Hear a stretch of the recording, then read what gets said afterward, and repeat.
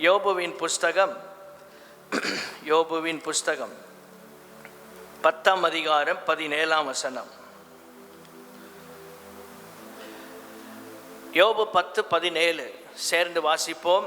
நீர் உம்முடைய சாட்சிகளை எனக்கு விரோதமாய் இரட்டிக்க பண்ணுகிறீர், என்மேல் உம்முடைய கோபத்தை அதிகரிக்க பண்ணுகிறீர். போராட்டத்தின் மேல் போராட்டம் அதிகரிக்கிறது. எல்லாரும் சொல்லுங்க, போராட்டத்தின் மேல் போராட்டம் அதிகரிக்கிறது. என்ன ஒரு தடவை வாசிக்கலாமா? போராட்டத்தின் மேல். யோபு 12:4 கடைசி பகுதி. உத்தமனாகிய நீதிமான் பரியாசம் பண்ணப்படுகிறான். எல்லாரும் வாசிங்க. உத்தமனாகிய நீதிமான் பரியாசம் பண்ணப்படுகிறான். யோபு 14:13 யோபு 14:13 சேர்ந்து வாசிப்போம். நீர் என்னை பாதாளத்தில் ஒளித்து உமது கோபம் தீரும் மட்டும் என்னை மறைத்து என்னை திரும்ப நினைக்கும்படிக்கு எனக்கொரு காலத்தை குறித்தால் நலமாயிருக்கும். யோபு 6:3 என் துக்கம் சொல்லி முடியாது. எல்லாரும் சொல்லுங்க, என் துக்கம். நிறைய வசனங்கள் எடுக்கலாம். பிரச்சனைக்குள்ளாக யோபுவின் வாழ்க்கை செல்லுகிறது. பிரச்சனையின் வழியிலே யோபு நடந்து கொண்டிருக்கிறான்.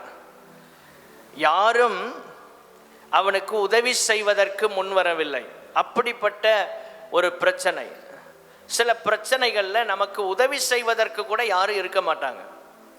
அப்படிப்பட்ட பாதையில் யோபு அவன் நடந்து செல்லுகிறான்.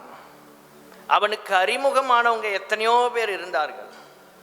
அவன் ஆசீர்வாதமாக இருக்கும்போது அவனை தேடி வந்தவர்கள் நிறைய ஜனங்கள் உண்டு. அவனுக்காக எதையும் கொடுப்பதற்கு ஆயத்தம் உள்ளவர்கள் ஏராளம் உண்டு. ஆனால் பிரச்சனைக்குள்ளே போகும்போது அவனை எட்டி பார்க்குறதுக்கு கூட ஆள் இல்லை. அவனை எட்டி பார்க்குறதுக்கு கூட ஆள் இல்லை.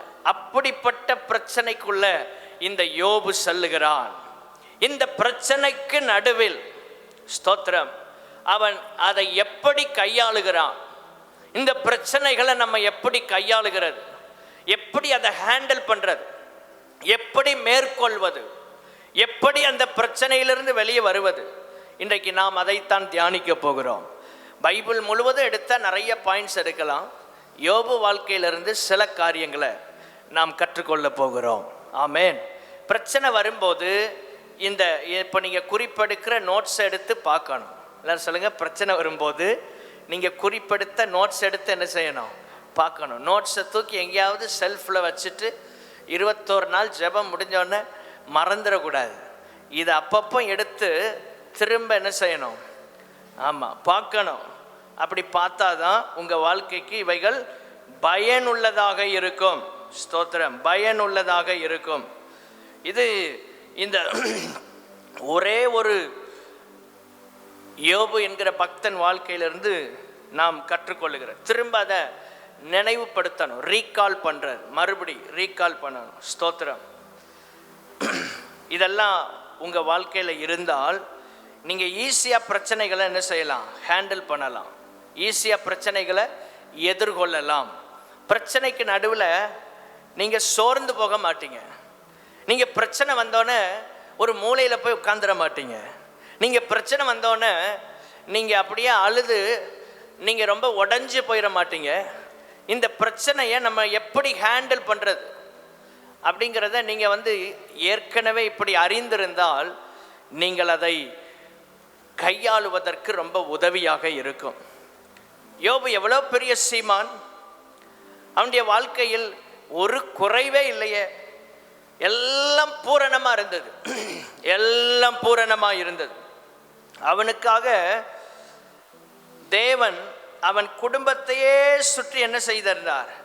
வேலி அடைத்திருந்தார் என்று நாம் பார்க்கிறோம். ஸ்தோத்திரம், ஸ்தோத்திரம். அந்த அளவுக்கு ஆண்டவர் அவனுக்கு உண்டான எல்லாவற்றை குறித்தும் ஆண்டவர் கவனம் உள்ளவராக இருந்தார். ஸ்தோத்திரம். எல்லாம் நிறைவாக இருந்தது. அவர் எல்லாவற்றையும் பாதுகாத்து கொண்டு இருந்தார். எல்லாம் தாராளமாக இருக்கு, அதிகமாக இருக்கு, எல்லாம் அதிகமாக இருக்கு. சர்ப்ளஸாக இருக்கு. எல்லாம் குறைவே இல்லை, குறைவே இல்லை, எல்லாம் அதிகம், எக்ஸஸாக இருக்கு, மிச்சம்தான் இருக்கு, குறைவு இல்லை. யோபு வாழ்க்கையில் என்ன இல்லை, குறைவு இல்லை, எல்லாம் சர்ப்ளஸாக இருக்கு. ஒன்று கூட அவனுக்கு குறைவுன்னு சொல்ல முடியாது. அந்த அளவுக்கு ஆண்டவர் அவனுக்கு நிறைவை கொடுத்திருந்தார். ஆமென். இவ்வளோ நிறைவா, எல்லாம் எக்ஸஸா, எல்லாம் அதிகமா இவ்வளோ இருக்கும்போது இந்த இடத்துல இருந்து கீழே வந்தால் எப்படி இருக்கும் யோசித்து பாருங்க. ஒரு பெரிய பங்களால இருந்து குடிசை வீட்டில் வந்து உட்கார்ந்தா எப்படி இருக்கும்? நம்முடைய மனநிலை எப்படி இருக்கும்? உலகம் என்ன சொல்லும்? உறவுகள் என்ன சொல்லும்? யோபு லைஃப்பில் அந்த தான் நடந்துச்சு. அவனுக்கு குடிசை கூட கிடைக்கல. அவன் உட்கார்ந்துருந்த இடம், அவன் உட்கார்ந்து ஓட வைத்து தன்னுடைய சரீரத்தில் சொரிந்து கொண்டிருக்கிறான். அந்த அளவுக்கு அவன் பாதிக்கப்பட்டு விட்டான். யோபு 2ஆம் அதிகாரத்தை நீங்கள் பார்க்கும்போது ஸ்தோத்திரம், அவனுக்கு ஏற்பட்ட பிரச்சனையை நம்ம பார்க்கிறோம். அவனுடைய எலும்பு மாம்சம் எல்லாமே பாதிக்கப்பட்டு போய்விட்டது. அவன் ஒரு ஓட்டை எடுத்து சுரண்டி கொண்டு சாம்பல்ல உட்கார்ந்தான்னு 8ஆம் வசனத்தில் சொல்லப்பட்டு, எல்லாம் போச்சு. மிச்சம் அவனுக்கு இருந்தது ஓடு தான் கிடச்சி. சாம்பலில் தான் உட்கார்ந்துருக்கிறான். நல்ல அரண்மனை மாதிரி உட்கார்ந்த இடத்துல இருந்து சாம்பலுக்கு வந்துட்டான். மேன்மைகள், மகிமை எல்லாம் அவனை விட்டு போச்சு. ஒன்று கூட அவனுக்கு மிச்சமாக இல்லை. அவ்வளவு தாராளமாக இருந்ததெல்லாம் இப்போ எல்லாம் குறைவுபட்டு ஒன்றுமே இல்லை. எல்லாம் அவன் கையை விட்டு போயிடுச்சு. அவன் ஆண்டவருக்கு விரோதமாக எந்த தவறும் செய்யலை. ஏன் இந்த பிரச்சனை வருது? ஒவ்வொரு முறையும் பலி செலுத்துறான் பிள்ளைகளுக்காக. பிள்ளைகளுடைய லக்கத்திற்கு தக்கதாக 10 பிள்ளைகள்னா அதுக்கேற்ற பலி. அதிகாலையிலே எழும்பி ஸ்தோத்திரம், அவன் சர்வாங்க தகன பலி செலுத்தினான். யோபு 1:5 சொல்லப்பட்டிருக்கிறது. இவ்வளவு தூரம் ஆண்டவருக்குள் தன்னை காத்து கொண்ட யோபு வாழ்க்கையில் இந்த பிரச்சனை வரலாமா? வரும். நம்ம வாழ்க்கையில் வரும், பிரச்சனை இல்லாமல் இருக்காது. இந்த பிரச்சனையில் நம்ம என்ன செய்யணும்? முதலாவதாக யோபு 1:21, நிர்வாணியாய் என் தாயின் கற்பத்திலிருந்து வந்தேன், நிர்வாணியாய் அவ்விடத்துக்கு திரும்புவேன். கர்த்தர் கொடுத்தார், கர்த்தர் எடுத்தார், கர்த்தருடைய நாமத்துக்கு ஸ்தோத்திரம் என்றான். என்ன சொல்ல வர்றாரு யோபு? என்ன சொல்றாரு? ஸ்தோத்திரம். தேவனுடைய பிள்ளைகளே, யோபு ஒரு புரிதலுக்குள்ள வர்றார். இந்த பிரச்சனைக்கு நடுவில் உங்களுக்கு இருக்க வேண்டிய ஒரு புரிதல், முதலாவதாக இந்த பிரச்சனையை கர்த்தர் அறிந்திருக்கிறார். எல்லாரும் சொல்லுங்க, இந்த பிரச்சனையை. எல்லாரும் சொல்லுங்க, இந்த பிரச்சனையை. நான் போற பாதையை ஆண்டவர் அறிஞ்சிருக்கிறாருப்பா. நான் போற பாதையை ஆண்டவர் அறிஞ்சிருக்கிறார். அவருக்கு மறைவா ஒன்றுமே இல்லை. நான் போகும் வழியை அவர் அறிந்திருக்கிறார். யோபு 23:10, ஆனாலும் நான் போகும் வழியை அவர் அறிவார். அப்போ அவருக்கு தெரியுங்கிற அறிவு நமக்கு இருக்கணும். எல்லாரும் சொல்லுங்க, அவருக்கு தெரியும் என்கிற அறிவு இருக்கணும். நிறைய பிரச்சனைகள் நம்ம வாழ்க்கையில் வரும்போது ஆண்டவருக்கு இது தெரியாதோ, ஆண்டவர் இது அறியலையோ அப்படிங்கிற எண்ணம் நமக்குள்ள வருது. தெரியுமா தெரியாது ஆண்டவருக்கு? ஏன் இப்படி வேடிக்கை பார்த்துட்டு இருக்கார்? முதலாவது நமக்கு இருக்க வேண்டியது, இந்த பிரச்சனைக்கு நடுவில் நான் போகிற பாதையை கர்த்தர் அறிந்திருக்கிறார். எல்லாரும் சொல்லுங்க, நான் போகிற பாதையை கர்த்தர் அறிந்திருக்கிறார். அவருக்கு எல்லாம் தெரியும். என் மனசு அவருக்கு தெரியும். நான் ஏன் இப்படி பேசுகிறேன் அவருக்கு தெரியும். நான் ஏன் இப்படி நடக்கிறேன் அவருக்கு தெரியும். என் குடும்பத்தில் ஏன் இந்த காரியங்கள் நடக்கிறது அவருக்கு தெரியும். இவ்வளவு பிரச்சனை ஏன் ஆண்டவர் பார்த்து கொண்டிருக்கிறார் அவருக்கு தெரியும். அவருக்கு நன்றாய் தெரியும். கர்த்தர் அறிந்திருக்கிறார். அதான் சொல்றான். அந்த புரிதலோட தான் சொல்றான், கர்த்தருடைய நாமத்திற்கு ஸ்தோத்திரம். நான் போகும் வழியை அவர் அறிந்திருக்கிறார்.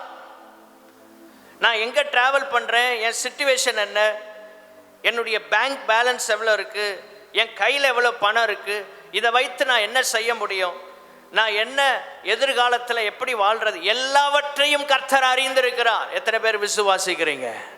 என் கஷ்டத்தை அவர் அறிந்திருக்கிறார். எனக்கு எதிராக இழைக்கப்பட்ட அநீதியை கர்த்தர் அறிந்திருக்கிறார். இதெல்லாம் நீங்க புரிந்து கொண்டீங்கன்னா யோபுவ மாதிரி கர்த்தரை நீங்க எல்லா நேரத்திலும் ஸ்தோத்தரிக்க முடியும். கர்த்தரை நான் எக்காலத்திலும் ஸ்தோத்தரிப்பேன் அப்படின்னு நம்ம சங்கீதக்காரன் சொல்றார். அவர் துதி எப்போதும் என் வாயில் இருக்கும். இந்த புரிதல் எப்போ வரும் தெரியுமா? அவர் எனக்கு பிரச்சனைகளை அறிந்திருக்கிறார் என்கிற அறிவு வரும்போது தான். ஆண்டவருக்கு இது தெரியும்.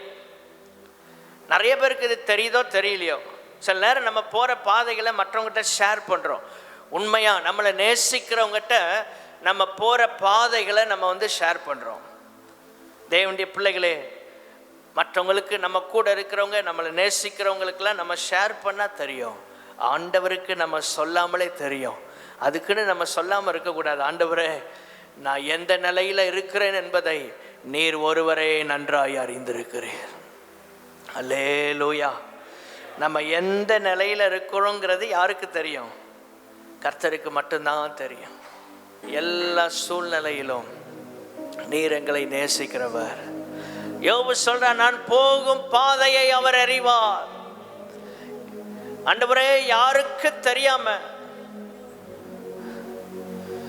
பெட்ரூம்ல வடிக்கிற கண்ணீர், யாருக்கு தெரியாம தேவ பிள்ளையே கிச்சன்ல வடிக்கிற கண்ணீர், யாருக்கும் தெரியாமல் உங்க வாழ்க்கையில நீங்கள் வடிக்கிற கண்ணீர், இன்னைக்கு ஆண்டவர் சொல்றாரு, அதை நான் அறிந்திருக்கிறேன். நல்ல கைத்தட்டி கர்த்தரை தோத்திரம் பண்ணுங்க. ஹல்லேலூயா. ஷப கம லகந்த ரப கம ரகந்த ரப லப ரப ரியாத்த லகந்த ரியாத்த லப ரப லப ரப. கர்த்தர் எல்லாத்தையும் அறிந்திருக்கிற. இவ்வளவுதான் சத்தமா நல்ல கைத்தட்டி கர்த்தரை ஸ்தோத்திரம் பண்ணுங்க. ரீமா லகந்த ரியாத்த ரப லப ரப. சாஃப்ட் நல்லவர். அவர் அறிந்திருந்தா ஏன் நம்ம அழணும்? அல்லேலூயா. அவர் அறிந்திருந்தா ஏன் கவலைப்படணும்? அவருக்கு தெரியும் எதை எப்பொழுது செய்ய வேண்டும் என்று. எல்லாரும் சொல்லுங்க, எதை சொல்லுங்களேன் சத்தமா. அவ்வளவுதான் சொல்வீங்களா? அவருக்கு தெரியும்னு முடிக்கணும். எதை எப்பொழுது செய்ய வேண்டும் என்று அவருக்கு தெரியும். இப்ப சொல்லுங்க, அவன் எதை அவர் தெரியுங்கிறது அப்படியே உள்ள போயிருது. அதுக்கப்புறம் கொஞ்சம் ஒரு டம்ளர் பால் குடிச்சு தான் அடுத்து சொல்ல முடியும் போல.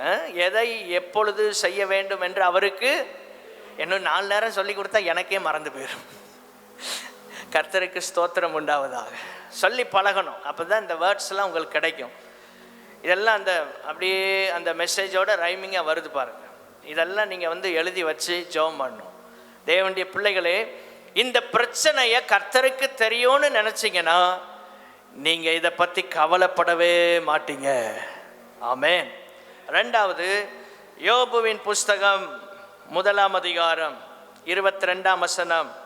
இவை எல்லாவற்றிலும் யோபு பாவம் செய்யவும் இல்லை, தேவனை பற்றி குறை சொல்லவும் இல்லை. எல்லாரும் வாசிங்க இந்த வசனத்தை. இவை எல்லாவற்றிலும், இந்த சவுமுட்டாய் மாதிரி அப்படியே போகுது பாருங்க, இழுத்து வண்டி எல்லாம் அப்படியே உற்சாகமா வாசிக்கணும். இவை எல்லாவற்றிலும் யோபு பாவம் செய்யவும் இல்லை, தேவனை பற்றி குறை சொல்லவும் இல்லை. 2 வரி தான் இருக்கு. எவ்வளவு நேரமா சொல்றோம்? தேவனுடைய பிள்ளைகளே, இவை எல்லாவற்றிலும் அப்படின்னா என்ன அர்த்தம்? ஆடு மாடு கோழி எல்லாம் போச்சு. கோழி பண்ண போயிட்டு எல்லாம் போயிட்டு, பிள்ளைகள் போயிட்டாங்க, எல்லாம் போயிடுச்சு. ஆஸ்தி அந்தஸ்து சொத்து சுகம் மேன்மை எல்லாம் போச்சு. எல்லாம் போனதுக்கப்புறம் சரி எல்லாம் தான் போயிட்ட, இனி நம்ம இஷ்டப்படி வாழ்வோன்னு அவன் போகலை. சில நேரங்களில் நல்ல கவனிங்க, முக்கியமான ஆவியானவர்களோட சத்தியத்தை இடைப்படுறாரு. சில நேரங்களில் நாம் விரும்பாதது நம்ம வாழ்க்கையில் நடக்கும்போது, நாம் எதிர்பாராதது நம்ம வாழ்க்கையில் நமக்கு எதிராக நடக்கும்போது, நாமும் தேவன் விரும்பாத சில காரியங்களை செய்ய ஆரம்பிக்கிறோம். நான் விரும்பாதது என் வாழ்க்கையில நடந்தா தேவன் விரும்பாததை நான் செய்கிறேன். இதான் இன்னைக்கு இருக்கிற பிரச்சனை. எனக்கு ஆண்டவர் இப்படி செஞ்சிட்டாரு, அதனால நான் இப்படி தான் செய்வேன். தேவனுடைய பிள்ளைகளே, எது நம்ம வாழ்க்கையில நடந்தாலும் யோபுவை போல ஆண்டவர் விரும்பாததை, அனுமதிக்காததை நம்ம வாழ்க்கையில ஒரு நாள் செய்யக்கூடாது. கைகளை உயர்த்தி அல்லேலூயா சொல்லலாமா? அவர் இப்படி பண்ணிட்டார் என் வாழ்க்கையில, நான் எப்படி இப்படி செய்ய முடியும் ஆண்டவருக்காக? இல்லை. ஏன் யோபு ஒரு வார்த்தை கூட குறை சொல்லலை? ஏன் சொல்லலைன்னா, ரெண்டாவதாக கர்த்தர் அனுமதித்திருக்கிறார். ஆமென். எல்லாரும் சொல்லுங்க, கர்த்தர். முதல்ல கர்த்தர் அறிந்திருக்கிறார், ரெண்டாவது கர்த்தர் அனுமதித்திருக்கிறார். கர்த்தர் அறிந்திருக்கிறாருங்கிற எண்ணம் வந்தா நம்ம கவலைப்பட மாட்டோம். ரெண்டாவது கர்த்தர் அனுமதித்திருக்கிறாருங்கிற புரிதல் இருந்தா நம்ம குறை சொல்ல மாட்டோம். ஒரு அல்லேலூயா சொல்லுங்க. பிரச்சனை வந்துட்டனாலே நம்ம குறை சொல்லிடுவோம். ஏதாவது ஒன்று நம்ம லைஃப்ல நம்மளை அறியாமலே வரும். இதெல்லாம் ஏன்? எதன் வெளிப்பாடு? பிரச்சனைகளின் வெளிப்பாடு. காயப்பட்டவங்களை பாருங்க, அவங்க யாரையாவது காயப்படுத்திட்டே இருப்பாங்க. ஆனால் காயம் ஆற்றப்பட்டவர்களை பாருங்க, அவங்க பிறருக்கு ஆசீர்வாதமாக இருப்பாங்க. இதைத்தான் நம்ம பார்க்குறோம். மற்றவங்களை காயப்படுத்துகிறவங்க யாராக இருக்குன்னா அவங்க காயப்பட்டவங்களாக தான் இருப்பாங்க. ஏதோ ஒன்று அவங்க வாழ்க்கையில் அவங்கள பாதித்திருக்கும். அப்படிப்பட்டவர்கள் மற்றவங்களை காயப்படுத்திட்டே இருப்பாங்க. கர்த்தர் அனுமதித்திருக்கிறார். எல்லாரும் சொல்லுங்க, கர்த்தர். சொல்ல மாட்டேங்கிறீங்களா? கர்த்தர் அனுமதிச்சிருக்காரா உங்கள் வாழ்க்கையில்? அந்த அறிவு இருந்தால் நீங்கள் ஒரு நாளும் கர்த்தரை குறை சொல்ல மாட்டீர்கள், கவலைப்பட மாட்டீங்க. யோபு பாவமே செய்யலை இதிலெல்லாம். ஸ்தோத்திரம். நான் விரும்பாததை அவர் என் வாழ்க்கையில் அனுமதிக்கும் போது சில நேரம் நான் விரும்புகிறதெல்லாம் செய்கிறதுக்கு ஆரம்பிச்சிடுறேன். நான் சொல்கிறேன், புரியுதா? நான் விரும்பாததை என் வாழ்க்கையில் கர்த்தர் அனுமதிக்கும் போது நம்ம சில காரியங்களை செய்ய வேண்டான் இருப்போம், ஆனால் செய்யணுங்கிற விருப்பம் இருக்கும், ஆண்டவருக்காக செய்யாமல் இருப்போம். இப்படி பிரச்சனை வந்தோடனே எதெல்லாம் வேண்டான்னு நினச்சோமோ அதெல்லாம் செய்ய ஆரம்பிச்சிடும். எதெல்லாம் வேண்டான்னு நினச்சோமோ அதெல்லாம் செய்ய ஆரம்பிச்சிடும். யோபுக்கு அந்த சோதனை வருது பாருங்க. யோபு 2ஆம் அதிகாரம் 9ஆம் வசனத்தை பாருங்க. நீர் இன்னும் உம்முடைய உத்தமத்தில் உறுதியாய் நிற்கிறீரோ? ஏயா, எப்போ சாவு வரும் தெரியாது. சாக போகிற நேரம் நெருங்கிட்டு இருக்கு. கவுண்ட் டவுன் டேஸில் தான் இருக்கு. நீர் என்னடான்னா இப்பவும் ஆண்டவரே தோத்துறேன், ஆண்டவரே தோத்துறேன் அல்லேலூயான்னு. உயிர் போகும்போதாவது கொஞ்சம் சந்தோஷமா உமக்கு பிடிச்சதெல்லாம் செஞ்சுட்டு, அதான் அதனுடைய அர்த்தம். தேவனை தூசித்து ஜீவனை விடுனா என்ன அர்த்தம்? உமக்கு என்னென்ன நீர் செய்யாமல் ஆண்டவருக்கு பயந்து எதெல்லாம் வேண்டான்னு விட்டீரோ அதெல்லாம் இப்போ செய்யும். அதெல்லாம் இப்போ செய்யும். தேவனை தூஷிக்கிறேன்னா வாயினால் மட்டும் அல்ல, கிரியைகளினால், சிந்தனையினால், எல்லாத்துலேயும் தேவனை தூஷிச்சிடும். எது வேண்டாம் ஆண்டவருக்கு பயந்து இதெல்லாம் செய்யக்கூடாதுன்னு நினைச்சிரும் அதெல்லாம் செஞ்சிரும்யா. ஏன்னா நீர் என்ன செய்ய போறீர்? சாக போறீர். சாக போறதுக்கு முன்னால் நமக்கு சிலர் சொல்லுவாங்கள்ல, என்னென்ன அந்த ஆளுக்கு பிடிக்கும் எல்லாத்தையும் வாங்கி கொடுத்து என்ன செய்யுங்க, பேக் பண்ணிடுங்க அப்படின்னு. அதுக்கப்புறம் நோ ரெஸ்ட்ரிக்ஷன், நோ ரெஸ்ட்ரிக்ஷன். அப்படி என்னென்ன வேணுமோ அது மாதிரி இவன் வந்து சொல்கிறான். யோபு மனைவி வந்து இவ்வளோ பிரச்சனையில் அவளுடைய மைண்டு, மனநலம் பாதிக்கப்பட்டு விட்டது. மனநலம் பாதிக்கப்பட்டு விட்டது. இப்போ யோபு என்ன புரிதலுக்குள்ளே வர்றான்? ஸ்தோத்திரம். என்ன புரிதலுக்குள்ளே வர்றான்? 10ஆம் வசனத்தை பாருங்க.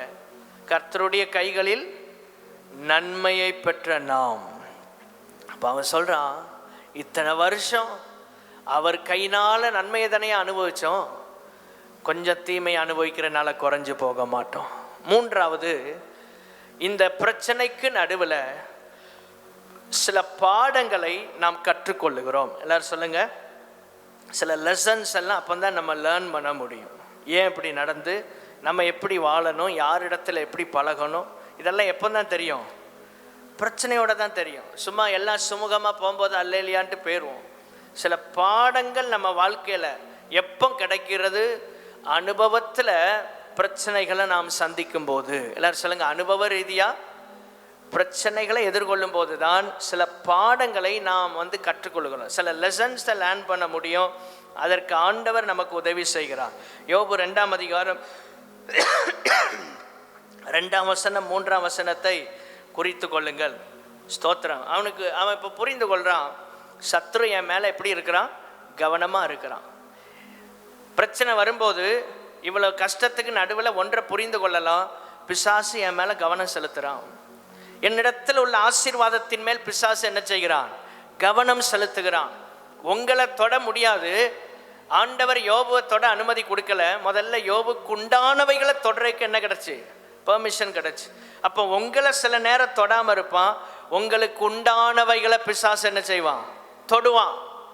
நமக்கு உண்டானவைகள் மேல் கை வைப்பான். அப்போ அங்கே பிரச்சனை வரும், அங்கே பிரச்சனை வரும். எதெல்லாம் நம்முடைய ஆசீர்வாதங்களோ அதில் பிசாசு கவனம் செலுத்துகிறான். ஒன்றை புரிந்து கொள்ளணும், ஆண்டவரே என்னையும் எனக்குண்டானவைகளையும் சுற்றி நீர் வேலி அடைக்க வேண்டும் ஆண்டவரே. இல்லை, பிசாசுடைய கவனம் நம்ம மேலே இருக்கும். உங்கள் வீட்டை வேலி அடைங்க. நீங்கள் போகிற பைக், கார், வாகனங்களை வேலி அடைக்கணும். ட்ரெயினில் ட்ராவல் பண்ணுறோம், ஃப்ளைட்டில் ட்ராவல் பண்ணுறோம், எதுலெல்லாம் ட்ராவல் பண்ணுறீங்களோ எல்லாத்துலேயும் ஏறும்போது ஜெபம் பண்ணி வேலி அடைச்சிடணும். ஒரு அல்லேலூயா சொல்லாமா? அப்போ தான் பாதுகாப்பு இருக்கும். ஏன்னா பிசாசு கவனம் செலுத்துவான். யோபுவை தொட முடியல, உடனே கொஞ்சம் கொஞ்சமாக தான் யோபுட்ட நெருங்குறான். முதல்ல உங்கள்கிட்ட இருக்கிற சோர்ஸில் கை வைப்பான். நம்ம என்னென்ன சோர்ஸ் இருக்கு, வீட்டை அதில் கவனம் செலுத்துவான், வாகனங்களில் கவனம் செலுத்துவான். பிசாசுடைய அவனுடைய காரியங்களை பாருங்க, ஒவ்வொன்றையா கை வைக்கிறான். யோபு புஸ்தகத்தை வாசித்து பாருங்க, பிசாசு ஒவ்வொன்றையா டச் பண்ணுறான். ஸ்தோத்திரம். எல்லாம் போது. வேலைக்காரர்கள், உங்களுக்கு உதவி செய்கிறவங்க மேலே கை வைப்பான். நீங்கள் அதுக்காக ஜெபம் பண்ணணும். உங்களுக்கு யாரெல்லாம் ஹெல்ப்ஃபுல்லாக இருக்கிறாங்களோ அவங்கள பிசாசு டச் பண்ணுவான். அவங்கள பிரச்சனைக்குள்ளே கொண்டு போயிடுவான். உங்களை நேசிக்கிறவங்க பிரச்சனையில் மாட்டிக்கிடுவாங்க. அப்போ நீங்கள் சோர்ந்து போவீங்க. நமக்கு உதவி செய்கிறவங்க அவங்க லாக் ஆயிடுவாங்க எதுலையாவது. வேலைக்காரர்கள் அப்படின்னா அவனுக்கு உதவி செய்கிறவங்க. அங்கே சொல்லப்பட்டிருக்கு, யோபு 1ஆம் அதிகாரத்தை பாருங்க, 15ஆம் வசனம். சபையர் அவைகள் மேல் விழுந்து அவைகளை சாய்த்து கொண்டு போனார்கள், வேலையாட்களையும் பட்டய கருக்கினால் வெட்டி போட்டார்கள். வேலையாட்கள் எல்லாம் பிரச்சனைக்குள்ள மாட்டிக்கிட்டான். இவனுக்கு உதவி செய்கிறவங்களை பிசாசு டச் பண்றான். உங்களுக்கு உதவி செய்கிறவங்க மேல பிசாசு கவனமா இருப்பான். ஜெப உதவி செய்வாங்க, அவங்க மேல பிசாசு கவனம் செலுத்துவான். உங்களுக்காக நாங்க ஜெபம் பண்றோம், எங்களை தான் பிசாசு அடிப்பான், அட்டாக் பண்ணுவான். வேலைக்காரர்கள் பிரச்சனையில மாட்டினாங்க. ஸ்தோத்திரம். 16ஆம் வசனம். இவன் இப்படி பேசிக் கொண்டிருக்கையில் வேறொருவன் வந்து வானத்திலிருந்து தேவனுடைய அக்கினி விழுந்து ஆடுகளையும் வேலையாட்களையும் சுட்டரித்து போட்டது. ஆடுகளும் போச்சு, வேலையாட்களும் போயிட்டு, நான் ஒருத்தன் மட்டும்தான் ஏன் வந்திருக்கேன். ஒவ்வொருத்தன் தப்பி வந்தான். ஏன் இந்த செய்தியை அறிவிக்கிறேன். அவ்வளவு தூரம் யோபுவுக்கு ஆசீர்வாதங்கள் இருக்கு. தூரத்தில் வரைக்கும் ஆசீர்வாதம் கிடக்கு, பறந்து விரிந்து இருக்கிற ஆசீர்வாதம். சொன்னா தான் தெரியும். அந்த அளவுக்கு அவனுடைய ஆசீர்வாதத்தின் எல்லைகள் விரிவாக இருந்தது. எல்லாத்துலேயும் பிசாசு கவனம் செலுத்தான். அப்போ யோபு அதை கற்றுக்கொள்ளுகிறான். பிசாசு நமக்கு ஆண்டவர் தந்த ஆசீர்வாதத்தின் மேல் என்ன வைக்கிறான்? கவனம் செலுத்துகிறான். அதான் சொல்லப்பட்டிருக்கு. 3ஆம் வசனத்தை பாருங்க. ஸ்தோத்திரம். என் தாசனாகிய யோபின் மேல் கவனம் வைத்தாயோ? நீ அவன் மேல உன் பார்வையை செலுத்துறியா? வேலி அடைச்சிடணும். பிசாசு வன்கண் படாம வீட்டுக்குள்ள எல்லாரையும் விட்டு வீட்டில் இருக்க எல்லா பொருளையும் கொண்டு காட்டக்கூடாது. சிலர் அப்படிதான், மீட்டிங் வந்தாங்கன்னா மீட்டிங்கோட வீட்டை விட்டு என்ன செஞ்சிடணும்? அனுப்பிடணும். ஒரு அல்லேலூயா சொல்லுங்க. என்னாச்சு? இப்போ தாங்க இந்த பொருளை புதுசாக வாங்கினேன், வாங்க உள்ளே பாருங்க. அந்த ஆளை போச்சு, அது கவனம் போயிடும். பிசாசு அதில் கவனம் செலுத்துவான். ஸ்தோத்திரம். பிசாசு என்ன செய்வான்? கவனம் செலுத்துவான். வேலி அடைக்கணும். இல்லை பாஸ்டர், நாங்கள் அதெல்லாம் ரொம்ப ஜெபம் பண்ணி வேலி அடைச்சிட்டோம், எங்கள் வீட்டுக்கு யார் வந்தாலும் ஒன்றும் செய்யாது அப்படின்னு நினைக்காதீங்க. யோபு ஒழுங்காக தான் ஜெபம் பண்ணான். அவனுக்கு பிரச்சனை வரலையா என்ன? வந்துச்சு. அப்போ ஆசீர்வாதத்தின் மேலே கவனம் செலுத்துறான் பிசாசு. இப்படி தான் கதை பூரா விடுவாங்க யார்ட்டையாவது, எல்லாம் மொத்தமாக மாட்டிக்கிடும்.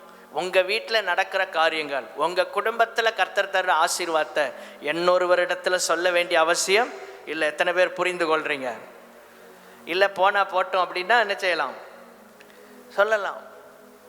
அங்கே நேற்று தாங்க ஒரு 5 லட்ச ரூபா வந்துச்சு என் வீட்டுக்காரருக்கு. அப்படியா சிஸ்டர் அப்படிம்பாங்க. கேட்டுட்டு அவன் கண்டு பூரா அதில் தான் இருக்கும். ஜெபம் பண்ண ஆரம்பிச்சிருவாங்க. இயேசுவே அந்த ஆளுக்கு 5 லட்சம் கிடைக்கும், எனக்கு ஒன்றுமே கிடைக்கல. கவனம் வன்கண் ஆயிரும்.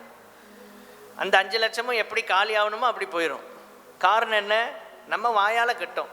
ஆண்டவர் உங்களுக்குன்னு வைத்திருக்கிறத நீங்கள் கிருபையாக பாதுகாத்து கொள்ளணும். அல்லேலூயா சொல்லலாமா?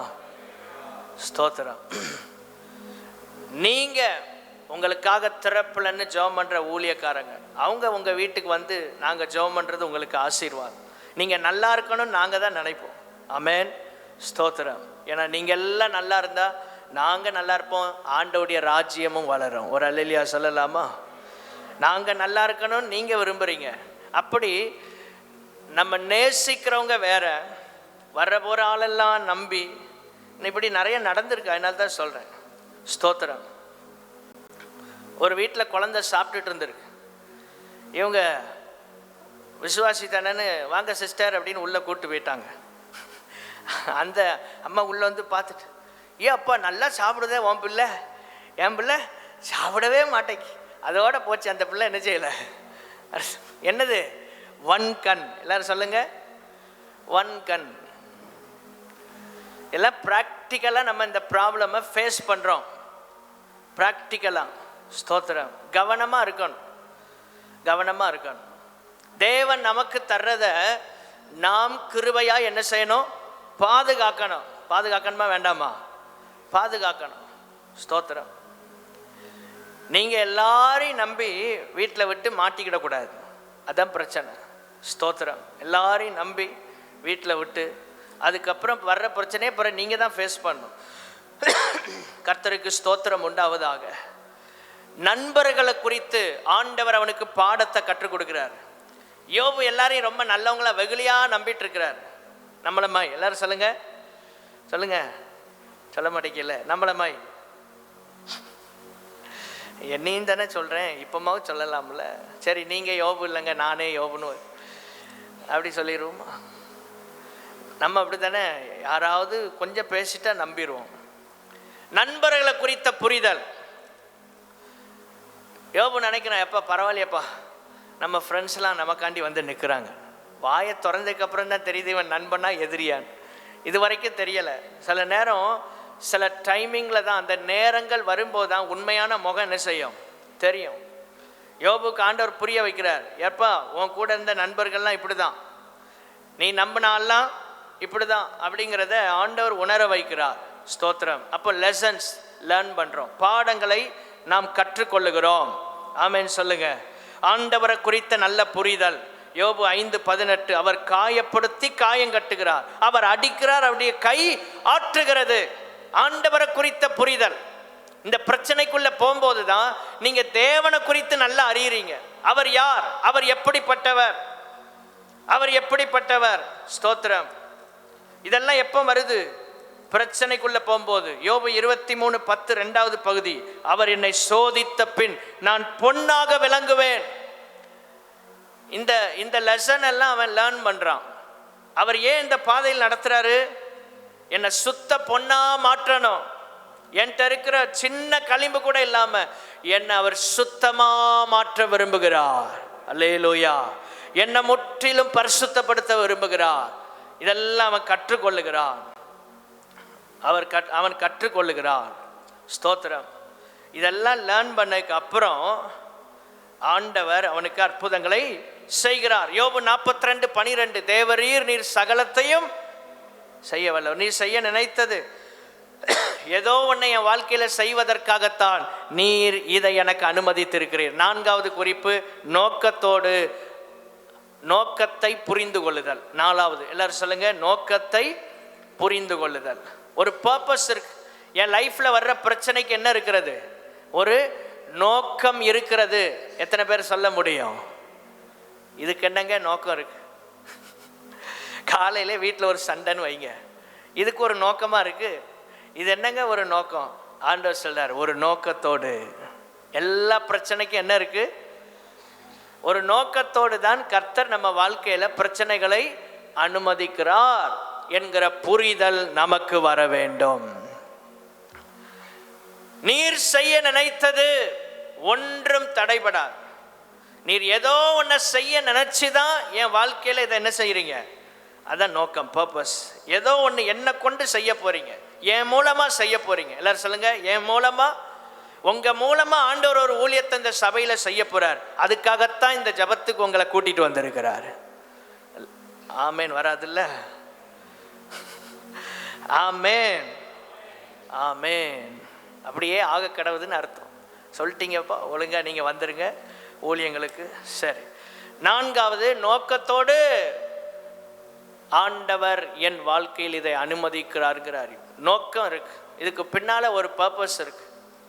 அது உடனே தெரியாது, போக போக என்ன செய்யும் தெரியும். ஆண்டவரே, பிரச்சனைக்கு நடுவில் எங்களுக்கு ஒரு புரிதல் வேணும். ஒரு நோக்கத்தோடு தான் இது எனக்கு நடக்கிறது. நான்காவது குறிப்பு, யோபு 42:12. எல்லாரும் சொல்லுங்க, கர்த்தர் யோபுவின் முன்னிலைமையை பார்க்கிலும் அவன் பின்னிலைமையை ஆசீர்வதித்தார்.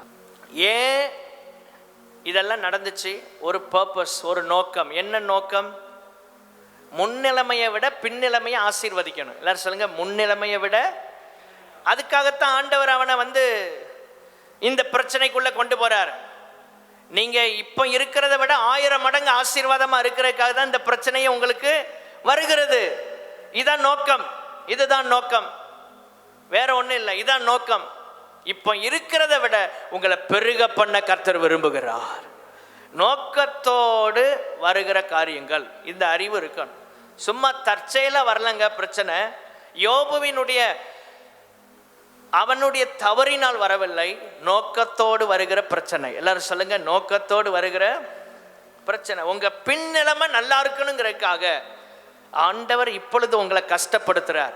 உங்க பிற்காலம், உங்க ஃபியூச்சர், உங்க பிள்ளைகள், நம்முடைய ஜெனரேஷன் ஆசீர்வாதமா இருப்பதற்காக ஆண்டவர் இப்பொழுது நம்மை கஷ்டப்படுத்துகிறார், கஷ்டத்துக்குள்ள நடத்துகிறார். அவர் கஷ்டப்படுத்துகிறவர் அல்ல, கஷ்டத்திற்குள் நாம் நடப்பதற்கு அனுமதிக்கிறார். நம்முடைய பின்னிலைமை ரொம்ப ஆசீர்வாதமா இருக்கணும். ஒரு பிரைட்டான ஃபியூச்சர் வேணுமா? நோக்கத்தோடு கர்த்தர் என் வாழ்க்கையில் இதை அனுமதிக்கிறாருங்கிற புரிதலுக்குள்ள வாங்க. ஆமேன். இந்த வியாதி, இந்த பலவீனம், இந்த கஷ்டம், இந்த நிந்தை, இந்த அவமானம், இதெல்லாம் நல்லது தான். ஏன்னா என்னுடைய பின்னிலைமை ஆசீர்வாதமா இருக்கணும். அல்லேலூயா. 5வது யோபு 42:2. ஹல்லேலூயா. தேவனால் இந்த பிரச்சனைக்கு தீர்வை கொடுக்க முடியும் என்கிற அறிவு. 5வது, பிரச்சனைக்குள்ள போகும்போது, தேவரீர் நீர் சகலத்தையும் செய்ய வல்லவர், நீர் செய்ய நினைத்தது ஒன்றும் தடைபடாது. ஆண்டவரே, எங்க வாழ்க்கையில இந்த பிரச்சனையை உம்மால் தீர்க்க முடியும். ஒரு பூட்டு இருந்தா பூட்டுக்கு சாவி உண்டு. அந்த சாவி என்ன செய்யுங்க? கண்டுபிடிங்க. பூட்டுக்கு, எந்த பூட்டுக்கும் சாவி இல்லாம இருக்காது. எந்த பிரச்சனைக்கும் கர்த்தரிடத்தில் தீர்வு இருக்கிறது. அவரால் தீர்க்க முடியும். எல்லாரும் சொல்லுங்க, தேவனால் தீர்க்க முடியும். எல்லாரும் கை வைத்து சொல்லுங்க, தேவனால் என் பிரச்சனையை தீர்க்க முடியும். தேவனிடத்தில் என் பிரச்சனைக்கு தீர்வு இருக்கிறது. தேவனிடத்தில் என் பிரச்சனைக்கு பரிகாரம் இருக்கிறது. தேவனிடத்தில் என் பிரச்சனைக்கு என்ன இருக்கிறது? சொல்யூஷன் இருக்கிறது. ஆண்டவரை நோக்கி பாருங்கள். ஸ்தோத்திரம். அவரிடத்துல எல்லாம் இருக்கிறது. அவரிடத்துல தீர்வு இருக்கிறது.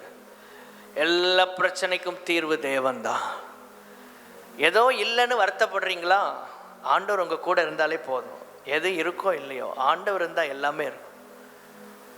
ஏசாயா தீர்க்கதரிசி உசியா ராஜா மரணமடைந்த போது அவனுடைய உறவினன், அவனுடைய ரிலேஷன், ராஜா கவலையே இல்லாத ராஜா வாழ்க்கை தான் வாழ்ந்தான் ஏசாயா தீர்க்கதரிசி. ஏன் தெரியுமா? என்ன வேணுமோ என்னன்னாலும் அரண்மனையிலிருந்து என்ன செய்யும்? வந்துடும். எல்லாம் இருந்து. இப்போ அவன் மரித்து போய்விட்டான். என்ன செய்யறதுன்னு தெரியல. ஐயோ நம்ம வாழ்க்கை அவ்வளோதான் நினச்சான். ஏசாயா 6ஆம் அதிகாரத்தில் அப்போதான் கர்த்தர் அவனுக்கு தரிசனமாகிறார். உயரமும் உன்னதமான சிங்காசனத்தில் வீற்றிருக்கிற தேவனாக கர்த்தர் அவனுக்கு காட்சி அளிக்கிறார். இந்த உலகத்தில் உள்ள சிங்காசனங்கள் எல்லாம் நிலையானதல்ல. உங்களுக்கு உதவி செய்கிறவங்களை நம்பிடாதீங்க, ஆண்டவருடைய சிங்காசனத்தை நம்புங்க. ஏசாயாவே, உனக்கு மேல ஒரு சிங்காசனம் நித்தியமா இருக்கு, அந்த சிங்காசனம் தான் உனக்கு உதவி செய்ய முடியும் என்பதற்கு அடையாளமாக கர்த்தர் அவனுக்கு என்ன செய்யறாரு, அந்த சிங்காசனத்தை காட்டுறார். நீ இந்த சிங்காசனம் இல்லைன்னு வருத்தப்படுற, யாரோ ஒருத்தர் உலகத்துல இல்லைன்னு வருத்தப்படுறீங்க. இவங்க மட்டும் இருந்தாங்கன்னா இந்த நேரத்தில் என்ன எப்படியோ தூக்கி விட்டுருப்பாங்க, ஒன்றும் நடக்காது. இவங்க மட்டும் எனக்கு கை கொடுத்தா எப்படியோ போயிருப்பேன் என்று கலங்கி, இவர்கள் இல்லையே, அவர்கள் இல்லையே, உசியா ராஜா இல்லையே, இல்லை இல்லைன்னு இல்லாததை குறித்து கவலைப்பட்டு கொண்டிருந்த ஏசாயாவுக்கு ஆண்டவர், ஏசாயா 6ஆம் அதிகாரம் 1 வசனத்திலிருந்து வாசித்து பாருங்க, ஒரு சிங்காசனத்துல, உயர உன்னதமான சிங்காசனத்துல ஆண்டவர் வீற்றிருக்க கண்டேன். ஆண்டவர் வீற்றிருக்க கண்டேன். எப்போ கண்டேன்? அழகா எழுதப்பட்டிருக்கு. திரும்ப அந்த வசனத்தை ஸ்கிரீன்ல போடுங்க. உசியா ராஜா மரணம் அடைந்த வருஷத்தில். எல்லாரும் சொல்லுங்க, உசியா ராஜா. அப்ப அந்த வருஷத்துல அவன் வேதனையோட இருக்கிறான், கலக்கத்தோட இருக்கிறான். யார் எனக்கு ஹெல்ப் பண்ண போறா? நினைச்ச நேரம் அரண்மனைக்குள்ள போலாம், இப்ப எப்படி போக முடியும்? ராஜா இல்ல, உறவினர் இல்ல, உதவி செய்யறவங்க இல்ல, அப்பா இல்ல, கிட்டத்துல பக்கத்துல இல்ல, அம்மா இல்ல, உதவி செய்யறவங்க இல்ல, ஆதரவு கொடுக்கிறவங்க இல்ல. பரவாயில்ல, ஒரு சிங்காசனம் நமக்காக இருக்கிறது. அந்த சிங்காசனம் தேவனுடைய பிள்ளைகளே, உங்களுக்காக எனக்காக பரத்திலிருந்து ஒத்தாசை அனுப்புவதற்கு, தேவன் நமக்கு உதவி செய்வதற்காக அந்த சிங்காசனத்தில் ஆண்டவர் வீற்றிருக்கிறார். அல்லேலூயா. ஏதோ ஒன்று உங்க வாழ்க்கையில் இல்லைன்னு கவலைப்படுறீங்க, யாரோ இல்லைன்னு வருத்தப்படுறீங்க. இன்னைக்கு ஆண்டவர் உங்களோட தீர்க்க தரிசனமா பேசுறார். இவங்க மட்டும் என் பக்கத்துல இருந்தா எல்லாம் நடந்திருக்கும். இல்லை இல்லை இல்லை. உசியா ராஜாவை நம்பின ஏசாயாவை கர்த்தர் இப்போ ஒரு புரிதலுக்குள்ள கொண்டு வர, என்னால் எல்லாம் செய்ய முடியும். நீ இவ்வளவு நாள் இந்த சிங்காசனத்தை தான் நம்பின, உன்னை கைவிட்டு போயிட்டான் உசியா. இப்ப ஆண்டவர் சொல்றாரு, நான் சிங்காசனத்தில் வீற்றிருக்கிறேன். நீ இந்த சிங்காசனத்தை பார்த்த காலம் போதும், உலக மனுஷங்கிட்ட உதவி எதிர்பார்த்த காலங்கள் போதும். என்ன நோக்கி பார், நான் உனக்கு ஒத்தாசை அனுப்ப வல்லவர். கைகளை உயர்த்தி எல்லாம் இருக்கிற இடத்துல ஒரு மிசை எழுந்து நின்று